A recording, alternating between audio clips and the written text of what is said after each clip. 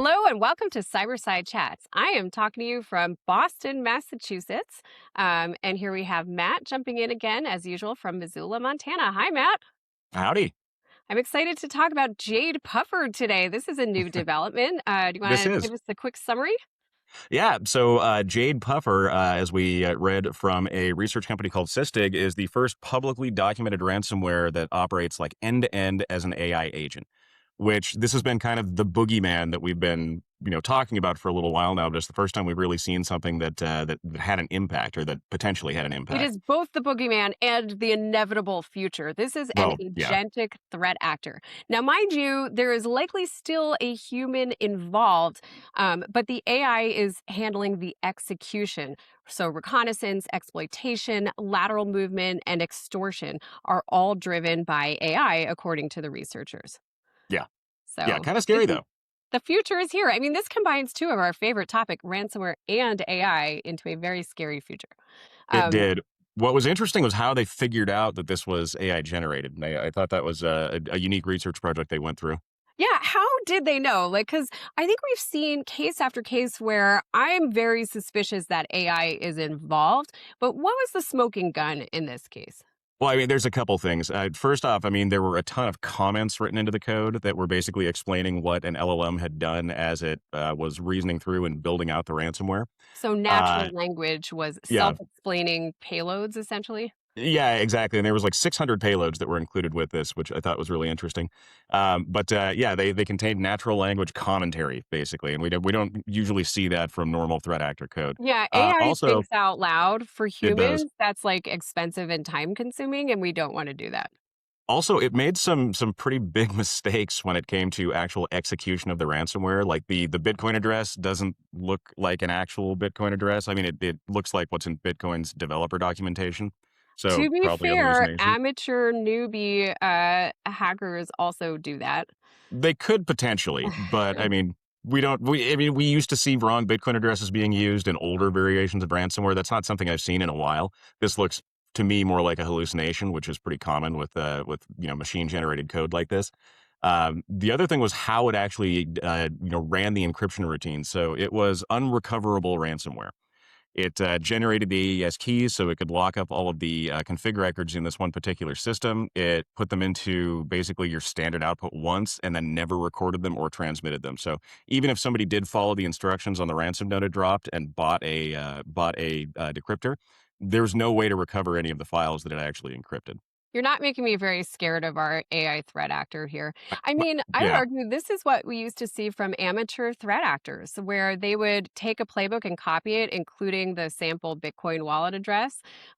They would write ransomware that couldn't be decrypted. I remember Karen, who is our chief ransomware officer, had to be tech support for the threat actor and actually help the threat actor do a test decryption so we could move forward and decrypt our clients' files. Back in the day when we were handling all these ransomware incidents. I Um, remember that case. yeah, so in some ways, these some of these newer, less mature AI models seem to be acting like amateur threat actors, which is not good.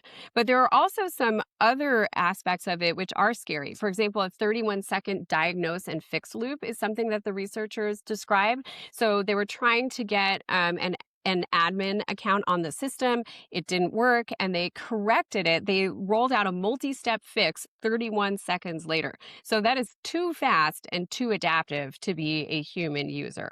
Oh yeah, And that that that just makes your doesn't bode SLAs well. useless at that point. Yeah, and it doesn't bode well for incident response in the future either. It means that you have less time to react when hackers are noisy or when they make mistakes because, boom, they might be on to the next thing. Could be. So let's talk a little bit more about how this attack actually worked. What were they targeting? So it looks like they were exploiting a unauthenticated remote code execution vulnerability in Langflow, which is available on tons of Python-based web servers out there on the internet, even right now, and using that for that kind of initial access, and then escalating from there to the point where they could encrypt files. So I think this is really important. Most folks out there may not be familiar with Langflow. It is essentially support for developers. Hmm. So if you're developing an application, it will help you do that. And I think this goes along with the trend that we're seeing right now of targeting our software supply chain. So you want to start thinking about, hey, asking your software development vendors or anybody that you work with or purchase software from, do you have any exposed servers on the internet? What is your patch policy? And what happened was once they were able to exploit this server, they targeted a connected database. So the idea is they're going to move laterally, they're going to escalate privileges, they're going to worm their way into your developers' systems, which is scary when you think about it. Yeah, no, it really is. And the fact that they pivoted directly to like a MySQL backend and Yes. then ran the encryption on that server means that yeah, they were going for basically destruction. Right. And weren't they actually encrypting the database field? Is that right? Yeah, so they encrypted about 1,300 config records. So these are called Knockos config records. It's just naming conventions. It's database pathways. Basically, what they did was delete all of the things that tell all of the applications inside the environment how to run without actually deleting the source code or the binaries or anything else like that. So equally destructive. It would be a terrible thing to have happen to you. But they went in as a slightly different pathway than we would normally see, where a ransomware operator would basically try to lock up the entirety of the database. Right. Well, and I think this whole thing, it's an attack that type that we've seen time and time again. The fact that it is AI perpetrating this is what's scary because this is the next phase. Yeah. I don't know if you remember last August, we saw PromptLock. That was ESET. They flagged a malware sample on VirusTotal. They said, this is the first AI powered ransomware. And it turned out, no, it was actually an academic proof of concept from NYU Tandon. It was not functional outside a laboratory. So, like, boop, boop. A year later, though, we actually are seeing essentially AI powered ransomware. Now, again, this is not fully autonomous yet. Yeah. But that's where we're moving. I mean, last summer we were also seeing criminal gangs using Anthropic software. Do you remember that? Oh yes, vibe hacking. Yes, they put out that whole article that we actually talked about, and criminals were using Anthropic's products in order to commit extortion, and the ransom demands ranged from $75,000 to $500,000 or more. So Mhm. that was a clear example of where it was clear criminals are as interested in AI as legitimate operations. Well, in And that one too, now, they yeah. they used the AI to like select what data they were actually going to steal. So they were creating a data product basically while they were in the environment using artificial intelligence to do that. And that's something that we've talked about before. Yeah, I'm glad you pointed that out because that's something that's often invisible to defenders. It might be the criminals steal a bunch of stuff and they're using AI on the back end to sort it out. So, what's novel about the JADEPUFFER case is that we actually get that window into some of the AI operations and the payloads that we're seeing and the natural language explanations. Because I think criminals have absolutely been using AI during the year, but a lot of times it is invisible, so we can't actually watch it. Sure. Yeah. I mean, the use of AI in cybercrime, I mean, I think we all probably know what's happening, but it's really hard to determine whether or not there is AI in use in a lot of these either pieces of malware or these criminal operations, especially like large scale phishing operations. I mean, they could just have, someone who's really good at writing Sudden- emails or something Suddenly, like they've that. recruited Yeah. a lot of, native English speakers to sit all day and write new emails. Yeah, I mean, it's likely that AI is in play, but we're not always seeing it. Other than advertised on the dark web, we do see that. No, yeah. Yeah. All right, That's so common. what can we learn from this case? Do you want to go first? Yeah. So ask which one of your vendors and internal AI tools are internet facing and potentially unpatched.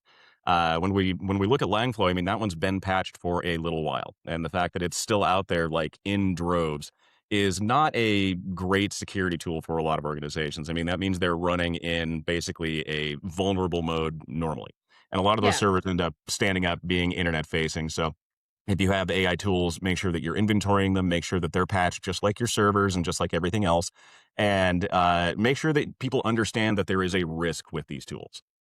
Yeah, absolutely. I think that the Langflow vulnerability has actually been out for over a year since April 2025. So you're Yeah. absolutely right. Number two, remember to reset your incident response expectations. We have adversaries that may adapt in seconds, not Right. hours. And we need to start thinking about that as we update our incident response playbooks for AI and we start training our incident response teams. Number three, we want to make sure that we're expanding our threat model, and we want to assume that we're going to be dealing with adaptive, competent attacks that can now come from a completely unsophisticated attacker. If somebody's using AI to code out a piece of malware, they don't necessarily have to have a ton of skill. And as we saw with the JADEPUFFER attack, I mean, it made mistakes and it turned into an unrecoverable, basically data wiping attack as opposed to actual ransomware.